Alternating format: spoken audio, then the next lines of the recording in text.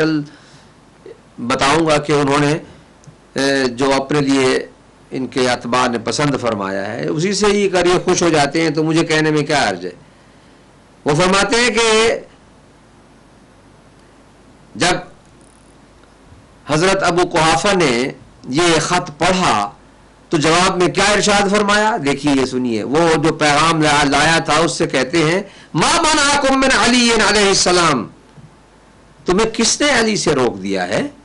قال رسول ہوا، اب وہ جو پیغامبر آئے تھے انہوں نے کہا وہ حدث السن وقد اکثر القتل فی قریش وغیرہ و ابو بکر اسن منہ، وہ تو نوجوان ہیں اور انہوں نے قریش کے بہت سے آدمیوں کو قتل بھی کیا ہوا ہے،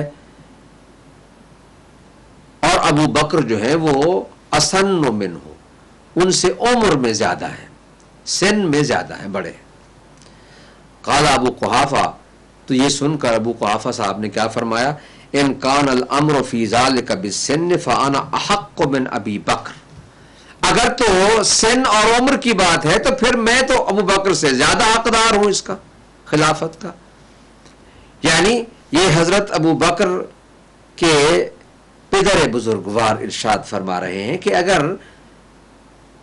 عمر میں زیادہ ہونا ہی معیار حق خلافت ہے تو میں زیادہ حقدار ہوں اس کا۔ اب یہاں پر دیکھیے یہ ان کے اپنے بزرگوں کے اقوال ہیں، پھر کہیں گے یہ تو انہوں نے خود ہی بنا لیے ہیں، جہاں ان کی بات نہ بنتی ہو تو کہتے ہیں انہوں نے خود ہی بنا لیے، جہاں بات بنتی ہو تو وہاں بڑھ چڑھ کر ناصر بلاغہ کے خطبوں سے استدلال کیا جاتا ہے۔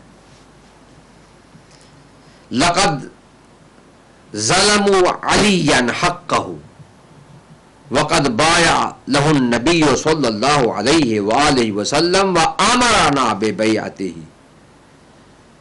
انہوں نے ارشاد فرمایا کہ لقد ظلموا علیا حقہ، انہوں نے علی کے حق کے ساتھ زیادتی کی، علی کا حق ظلم کیا ہے، علی کے حق کے ظلموا۔ اب یہ کس کو ظالم بنا رہے ہیں حضرت ابو قحافہ؟ اپنے فرزند سمیت سب کو جو اس چبوترے پر موجود تھے، سب کو، ثقیفہ میں جو موجود تھے اس چبوترے پر سب کو انہوں نے کہا یہ ظالم ہے۔ قد ظلموا علیا حقہ، کیوں؟ وقد بايع له النبی، حضور نے تو ان کی بیعت لے لی تھی لوگوں سے، وامرنا ببیعتہ، اور ہمیں ان کی بیعت کا حکم دیا تھا۔ اس کے بعد حضرت ابو قحافہ کیا فرماتے ہیں؟ انہوں نے کہا کہ یہ بات تو یہ قاصد سے کہہ رہا ہوں، اس پیغام لانے والے سے، تو بہتر ہے کہ لکھ ہی دوں۔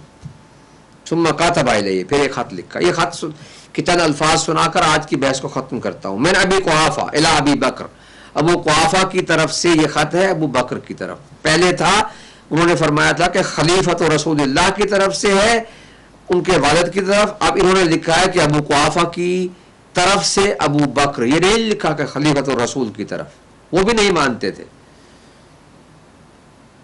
یہ کہتے ہیں کہ جی فلاں امام کے فلاں بیٹے نے، میں آؤں گا اس پر، صبر کریں، ایک بات کا ایسا جواب دوں گا کہ میرے خیال میں آپ کی جو امت کے وہ لوگ کہ جنہوں نے آپ اس سے پہلے آپ پر بڑی تہمتیں اور بڑی شد و مت کے ساتھ آپ کو پتہ نہیں کیا کچھ القاب دیے تھے، وہ سب واضح ہو جائیں گے۔ یہ میرے سابق محترم صاحب ذرا اس کو پڑھیے کہ وہ بھی اسے ان کے پدر بزرگوار بھی نہیں مان رہے ہیں۔ کہتے ہیں کہ ایک خط میں اما بعدو فقد اتانی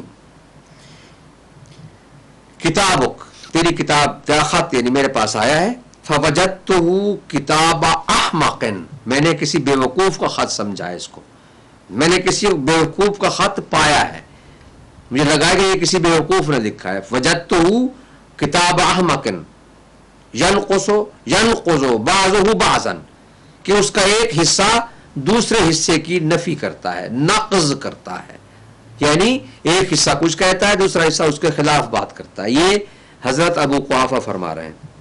مرتن تقول، یہ اپنے فرزند سے کہتے ہیں، مرتن تقول خلیفۃ رسول اللہ صلی اللہ علیہ وآلہ وسلم، مرتن تقول تراضى بی الناس، کبھی تو کہتا ہے کہ میں اللہ کا، میں خلیفۃ رسول اللہ ہوں، رسول کا خلیفہ ہوں، اور کبھی تو کہتا ہے کہ مجھے لوگ مجھ پر راضی ہو گئے، لوگوں نے چن لیا ہے۔ یہ دونوں باتوں میں فرق ہے. اب یہاں سے ذرا سوچئے ان الفاظ میں کہ خلیفۃ و رسول اللہ وہ بھی سمجھتے تھے کہ وہی ہوگا جسے خود رسول بنا کر جائیں، نہ یہ کہ جسے لوگ منتخب کریں.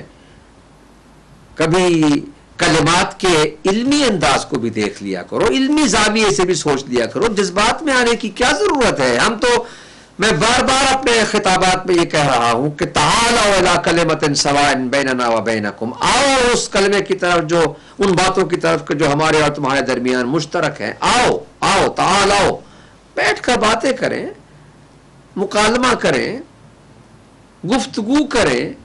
جھگڑے کیوں کرتے ہو؟ مناظرے کا انداز اختیار کر کے کہتے ہیں مناظر بھی نہیں ہے، مناظرے سے بھی کہیں بدتر روش اختیار کر کے. بھائی آئیے یہ دیکھیے یہ کیا فرما رہے ہیں. وہ کہتے ہیں کہ ان دونوں باتوں میں آپس میں اختلاف ہے. خلیفہ رسول ہونے کا دعویٰ کرتے ہو اور پھر کہتے ہو لوگ مجھ پر راضی ہو گئے ہیں. یہ کیسے ہو سکتا ہے؟ لوگ راضی ہو یا نہ ہو، جس کو رسول خلیفہ بنا دے وہ خلیفہ ہے. جیسے علی بن ابی طالب کو خلیفہ میں بنایا تھا. وہ فرماتے ہیں کہ مرتن تقول، کبھی آپ کہتے ہیں کہ خلیفۃ رسول اللہ، اور کبھی کہتے ہیں کہ تراضى به الناس، مجھ پر لوگ راضی ہو.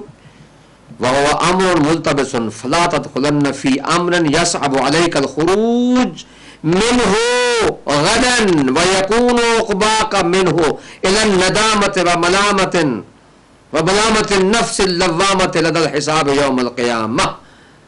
اس طرف نہ جاؤ جو آپ کے لیے مشکل بنا دے. قیامت کے دن آپ کا حساب کتاب سخت ہو جائے اور پھر آپ کو آپ کا نفس لوامہ کہ جو آپ کو ملامت کرتا ہو، ندامت کی راہ پر لاتا ہو. یہ ان کے والد صاحب فرما رہے ہیں، کہتے ہیں کہ ایسا کام نہ کرو، یہ تمہارے لیے کل کو باعث شرمندگی اور ندامت ہوگا اور ملامت نفس لوامہ ہو جائے گا.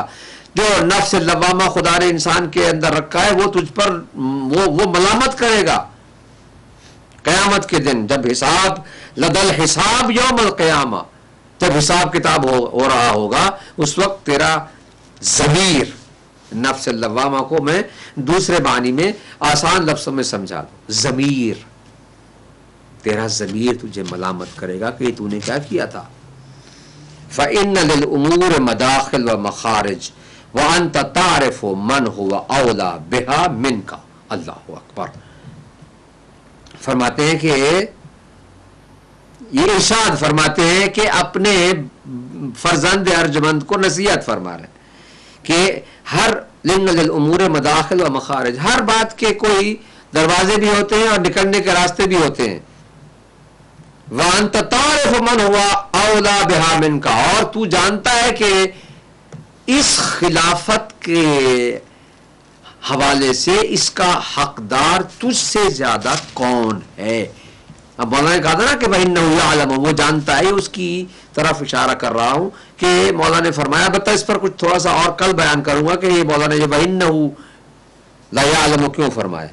اب یہ ان کے والد بزرگوار کیا فرما رہے ہیں، وَأَنْتَ تَعْرِفُ مَنْ هُوَ أَوْلَى بِهَا مِنْكَ، اور تو جانتا ہے کہ اس خلافت کا حقدار تجھ سے زیادہ کون.